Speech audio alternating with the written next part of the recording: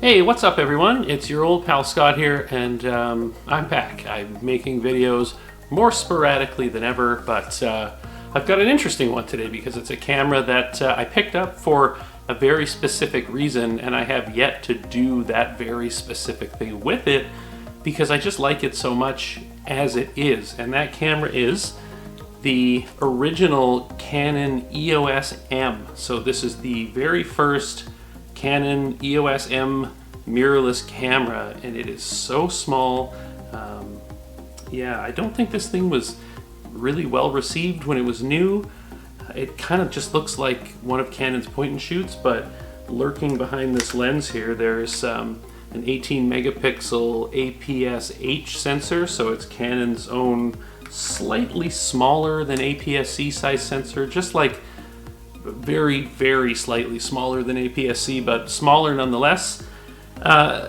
The weird thing about this is I bought this camera to put Magic Lantern RAW on it because that's what everybody does with EOS M cameras, so you can shoot raw video. And I thought before I do that, I should probably take this thing out and use it to see what it's like to use as a camera. I don't know if I'm going to put Magic Lantern on this thing because I love shooting with this thing as a street photography camera. So there's a couple of other cameras that I've used over the years for street photography, and I actually have them right here. One of them is, it's either this or the XA1, but this is my XA10 with the 27mm f2.8 pancake lens on it. I primarily would use this or my Fujifilm X70, which is a fixed 18.5mm f2.8 lens, so it's not interchangeable. Both of these cameras are APS-C size sensors, but both of them are 16 megapixels, so you're losing just a little bit of resolution to the Canon, but they're both fantastic cameras for street photography.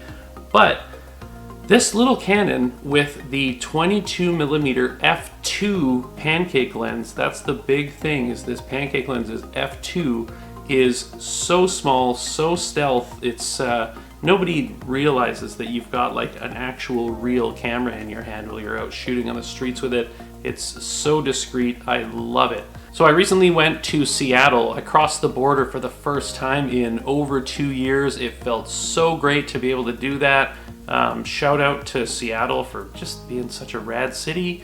Stayed at the Grand Hyatt, went to Serious Pie and had maybe one of the best pizzas in the world. I love Serious Pie. I've missed it so much. Went to Trader Joe's. We don't have Trader Joe's in Canada, so it was nice to get to Trader Joe's and pick up some of the things down there that I've been missing. I did a bunch of shooting with this. I went to an abortion rights protest, shot a bunch of that.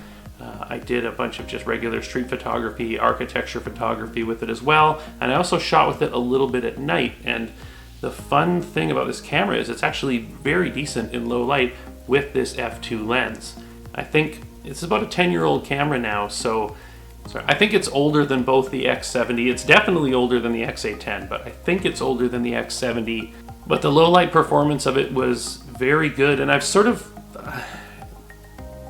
I haven't bought a new camera in a long time, essentially since I bought the Canon M5 that I'm shooting on now, or my Fujifilm X-T30. Those are the two newest cameras that I own, and I've come to the realization that I don't really like newer digital cameras because they're almost too good. I appreciate them for what they're for, and I definitely appreciate them from the video point of view. I think if you're shooting a lot of video, you definitely want to go with a newer camera. But from a photography point of view, there's something about these older sensors, whether it be in either of these two older Fujifilm cameras or this Canon EOS M, there's something about these older sensors that is just more aesthetically pleasing, whether you're shooting JPEGs straight out of the camera or you're putting them into Lightroom or Capture One and editing raw files. There's an imperfection almost to them. There's a little bit of noise. The colors are, they can be a little the colors can be very brand specific, which they are still now, like Canon colors. It's a loud car. Canon colors, Sony colors, Fuji colors, Nikon colors, they're all going to be slightly different, but in these older cameras, they have this something to them where I don't know how to explain it, but new cameras, they're very clinical, very clean, very true to life, whereas these sort of inject a little bit of imperfection into your images, which I find personally to be very satisfying.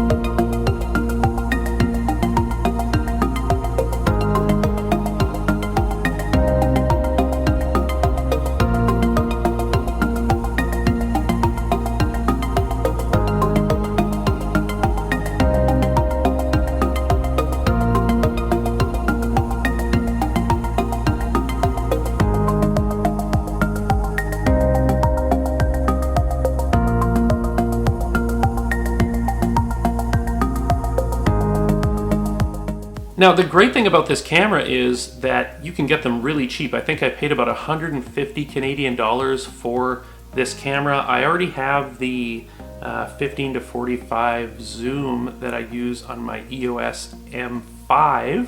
I have shot a bit with that lens on this camera, but I picked up this 22mm f2 pancake lens used from Kerrisdale Cameras locally for around $200. So this whole setup is 350 Canadian dollars. You can convert that into wherever you live. Maybe you can even find this cheaper if you find them together.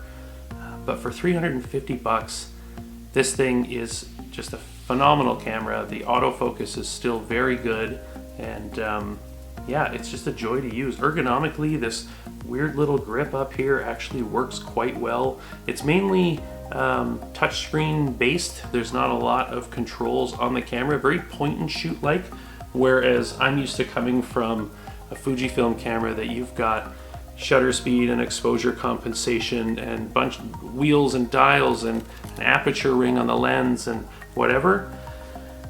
I love that. I love having that level of control, but if I can just set this on program mode or P mode, or set it aperture priority f8 during the day, f2 at night, and just go out and shoot and not fiddle with the settings all day long, it was very enjoyable to do that kind of photography, because it's more, you know, the smartphone experience of just point and shoot. So it's essentially a very powerful point and shoot camera that you can change lenses on, which, I mean, who doesn't want that?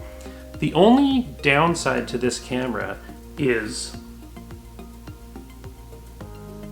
the screen on the back is fixed. So it is a touch screen, but it doesn't tilt, it doesn't flip, it doesn't do anything. It's just a screen. There's no viewfinder. So if you want to do any waist level shooting, you're basically, what do they call it? Aping or what? Chimping. Is that what it's called? So you know, you have to shoot with the camera out in front of you, whereas if you're using something like the X70 or the X810, you can put the screen out like that and shoot waist level. It's a little nicer sometimes to have that, or if you need to shoot some overhead stuff, you can tilt it down as well. And it also, they both flip around so that you can take selfies or even vlog with them if you really wanted to. You can't really do that with the EOS M, which is fine. I mean, I had no issue shooting with this fixed screen for the weekend I was in Seattle. So if you guys are looking for an interesting older camera that is not going to cost you a lot of money, that's going to get great results, and you can fit in a pants pocket, like for real. My X70 is the smallest large sensor camera that I own. This is actually slightly smaller, so they're the same height. This one is shorter side to side. The only real difference is in the thickness. It's a little bit thicker, but you can fit this in a pants pocket, no problem. I would highly recommend picking one of these up before they get crazy expensive, because I think they will, especially with people putting magic lantern on them and using them as cinema cameras. If you want to try these out, I think now's probably the time to do it. They're starting to get a little more rare, and I could see the prices definitely going up, which is weird for digital cameras. You don't think of them as an appreciating asset. Maybe I'm wrong, maybe the prices will stay low, but it's a hell of a little camera for the money. So that's gonna be it, guys. Thanks for watching, and I hope you enjoyed this video about the original Canon EOS M. I'll see you in the next one.